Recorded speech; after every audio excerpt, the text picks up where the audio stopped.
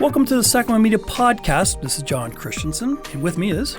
Hello, I'm Odin Abbott. Excellent. And this is a special podcast for Father's Day. And I thought this is a great opportunity because Odin and I have been good friends for many years. Many years. And we have a bond, which is a great friendship, but also we like to work together, and we do well when we work together, and we like expressing ideas, and we put our brains together. And come up with crazy ideas. And one of the main things that we will talk about often is, my dad would tell me about how to do this, or my dad would show me this weird thing. And I would say, exactly, we refer to our dads. So again, in honor of fathers, and this is Father's Day coming up, we just want to talk about our dads because, I have a lot of friends, we all do, and, when men talk to other men, some have great relationships with their dads, others don't.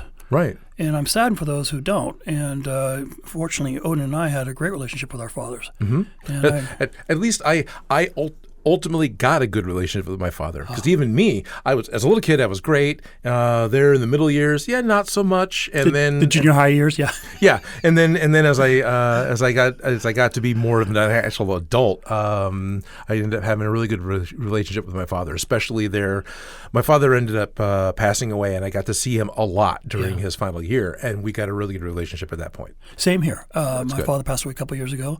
I kind of wish he was still here to see what we did here at this media center because he would have loved it. Yeah, mine too. And your dad too. In fact, it's funny because Odin and I will sometimes be working and we talk about our dads, and I would say, my dad would have loved to meet your dad. Yeah, definitely. Because my dad was very much in doing carpentry and construction of his own, even though he was a graphic arts specialist printer. He had a printing company in Monterey, of all places. Right. Was in the Navy, and the Navy shipped him out to Naval Postgraduate School, and he was just a seaman. They moved him up to photography and printing, and because they saw his skills. Okay, cool. And so my dad was able to just show, hey, here's my skills, and he did a really good job.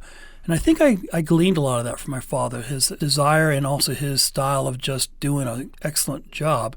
Because when you do that, other jobs come. Yes. It's your advertising when you think about it. Right. What you've done is your best advertising. Yeah. Absolutely. My influence is from my father because he didn't really see me. I mean, he tried to make me not go photography because I was starting out as a photographer because he was a photographer for many years himself. In fact, he did weddings.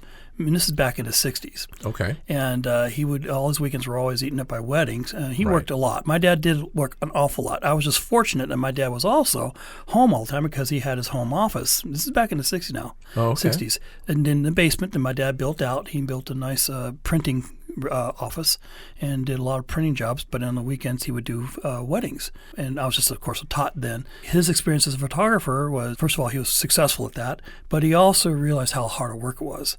Howard said, I think he tried to warn me from, say, if you're going to do this, you have to be really dedicated and you have to be really good and you have to accept the facts that sometimes you're not hired just based on a whim of an agency. Yeah. And he was right about that. My dad had a darkroom built on the bottom of our home, which was really cool, and he would let other people come and use that darkroom. And, of course, 60s, 70s, there was all these artistic folks who want to come out and start in photography, and yet they were struggling artists, and he saw that firsthand. So he was trying to let me know, look, you might be a struggling artist for a long time as a photographer. He taught me everything photography. I did not have to take any photo classes in high school. In fact, interesting. They even offered me to be a TA because I already learned all my skills from my father. Okay. And that was awesome. But interestingly enough, Dad was not always the most complimentary either, though, because I think he had a higher standard he wanted me to achieve. Okay. And that's rough. Yeah, especially as a younger kid, that's rough. But I think it's also a tough love that was valuable to me because when I would do something, say, hey, what do you think? And if he gave me praises, then I'd say, oh, I achieved it, I did it. I wouldn't push myself harder.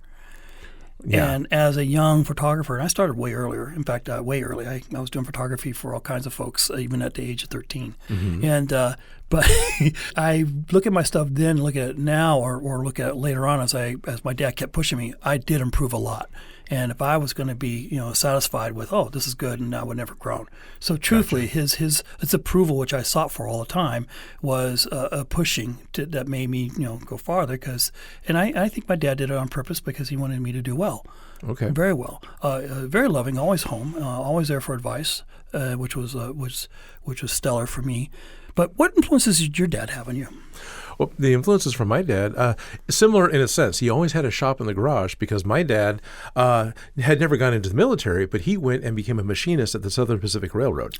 So he went in as an apprentice and learned all the different, metalworking and working on those giant living machines of a locomotive. And then he went on to be an engineer and a designer doing wheelchair lifts and designing. In the 80s, he was doing the mass production disc copying machines. So he took a particular machine that would do the 5.5 or 5.25 inch floppy disks, right? The benchmark was, I think, 10,000 copies without failing. And he reworked the way the machine would work, eliminated the need for a specialized technician to swap out the drive. And his machines got to be in the millions without failing. Excellent. And within a couple of years, new machines were being designed that had to meet the standard that he had created.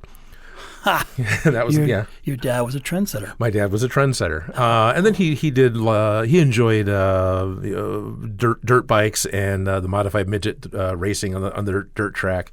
So he would build that stuff for himself all the time. I remember as a kid, he came home with a truck full of pipe, and then over the weekend, cut it up, bent it up, and he literally built himself a modified midget car from scrap pipe over the weekend. Oh my goodness! No plans, all just totally out of his head. Like I said, and these stories are the kind of things that I know your dad and my dad would be the best of friends, like you and I are. And it's just hilarious. Yeah. It's just amazing. I remember my dad went up to help some friends that bought some property in Oregon, and they were clearing out all the deadwood and cutting down some trees. And so he starts looking at these felled trees and took clamps and a chainsaw and started to basically plane out a tree and built a picnic table that was like 12 feet long and 6 feet wide. You actually had to stand up and lean to shake hands over this table. My father, in the woodworking, he would make toys for all the kids, the grandkids. Okay. And wheelbarrows, all kinds of wooden wheelbarrows, all kinds of real old-fashioned style toys for the kids for Christmas. It was just Santa's workshop. Yeah. He would buy used old printing machines. That's when he was first starting out as a printer, and had it in our basement. And he just rebuilt these suckers, and he just knew how to do that. And this is all the gears and the drums and the metal and welding you have to do. And he would take 2 or 3 bad printing presses to make one good one out of it.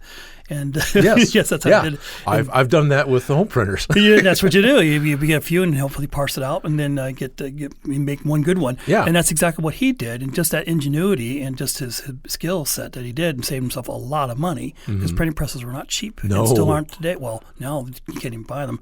Printing industry is totally different. That's a whole other story. It's a whole other story. But then my dad purchased some Heidelbergs, and he was really well known in Monterey.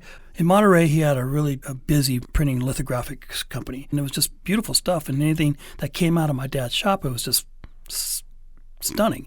Yeah. And I think what I learned from my father is if the client can get more bang for the buck, they're happy and everyone's happy. And then it goes right back to, we produce something, we provide it, we deliver it, and as it's being used or its function, everybody wins. Yes. My dad echoed that in many, many ways. Before, because the win-win-win scenario was not a big theme in business until In Search of Excellence book came out, and that was in the 80s. My dad was doing it before all that, which was really interesting. Yeah. He learned beekeeping. He kept bees. He had 5 hives, and we had crops of honey. He learned it by reading the books.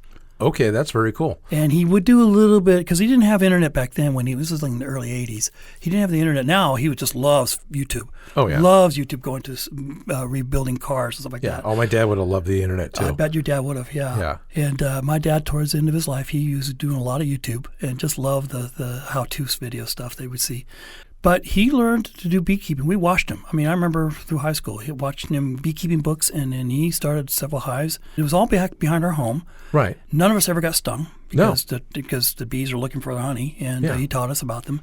And we had fun honey crops that my dad created from that.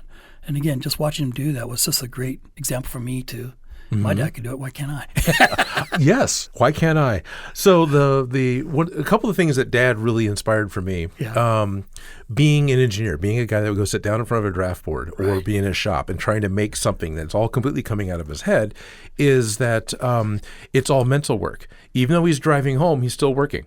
He'll sit down on the couch and he's still working. He would, the two big things with this point, one is he got to the point to where he wouldn't put anything on paper until he could see all the parts moving and interacting and working in his head. Really? Then he would start to write it down. Oh, wow. Yeah. And he explained that to me a couple of times and kind of gave me some examples. And that's like, oh, wow. So I kind of try to think that way a little bit. How am I going to make this work? Can I make sure it works this other way? Is it not going to be too thick? Is it going to stink? And the other thing that he did a lot was, because it's all mental work, it was in his head. I remember walking into the living room and he's sitting in the chair completely zoned out. Yeah. The room is full of cigarette smoke because he hasn't moved in hours because he's in his head working. We'd go to the movies all the time because he could go to a movie, mentally check out, enjoy the movie, and then take the rest of the night off. So we went to the movies a lot, which, and that because now I'm making all sorts of weird props because of the things that I saw growing up. So that was a lot of fun. We watched a lot of crazy sci-fi television because he was fine to watch whatever, as long as it wasn't too annoying. Right. Oh, how funny. Difference between, because my dad would do the same. He would work it out in his head first. He would draw it out, and he had a drafting table and everything else. Right. And he would draw a lot of things out, and he had a skill set for that. But he was only high school educated. Yeah, that's what my dad was. Yeah. And but you'd think he's an engineer himself in the way he would. I mean, his drawings are just quite stunning. But I remember my dad and I had to produce something for him. I said, Dad, let me do a slideshow for this little organization you're working for. And he said, well, how do we put this together? And he wanted to do the methodical process, which he's used to. Right. And again, we all approach projects differently. And I was kind of but just by genes, didn't fall in line exactly how my dad would do it. Right. I did this kind of, okay, let's throw it all together and see what we got, and let's see what was created. Just feel our way through it. Yeah. And that's kind of my style anyway in editing. And I do a little more of that than what my dad did too. But there's a methodical process too. And again, yes, what you do in your head ahead of time before you even put anything to paper. Right. When he saw how I did all that, when I was doing my little slideshow presentation for that, my dad just went, how can you do that? It was like, well, Dad, we're a little different. He said, I would have this. He would have it all. He would have it all spreadsheet out. Oh, he loves spreadsheets. My dad loves spreadsheets. I can believe that. It was just so funny to see the difference. But it was always a joy because his pleasure to see me do what I did, and it made me proud that he was proud.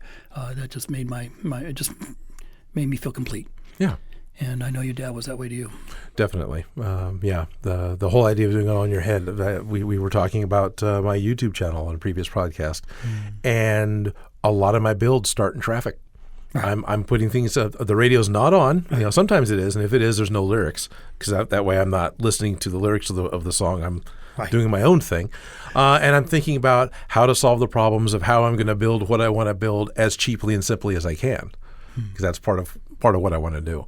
And so that was, that windshield time got to be valuable. Of course, you're still in traffic, and that gets really annoying. Right. So there's this balance of that. And the shower is another one where, I've heard this a lot, that a lot of the epiphanies come. It's like, oh, I can just do it this way, because you're in a spot where you're doing something routine and your mind can think about something else. Right. You're doing something rote and your mind just open up.